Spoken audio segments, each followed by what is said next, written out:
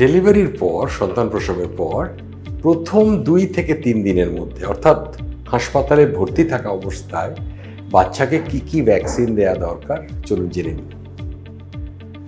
3টে vaccine recommend করেছে child স্পেশালিস্টরা। সেটা হচ্ছে 3টের মধ্যে পড়ছে একটা BCG মানে এগেনস্ট টিউবারকুলোসিস, একটা oral polio vaccine against polio, আর 3 নম্বর হচ্ছে হেপাটাইটিস বি এর ফার্স্ট ডোজ। এই 3টে জিনিস কিন্তু আমাদের ভ্যাকসিন দিয়ে দিতে হবে প্রথম 2 থেকে 3 দিনের মধ্যে। এরপরে ছুটির পরে একটা সম্পূর্ণ ইমিউনাইজেশন শিডিউল আছে, তাতে আরও অনেক রোগের এগেনস্টে ভ্যাকসিন রয়েছে, সেগুলো কয়েক মাসে, 6 মাসে, 1 বছরে বিভিন্ন বয়সের সাথে সাথে চলতে থাকবে।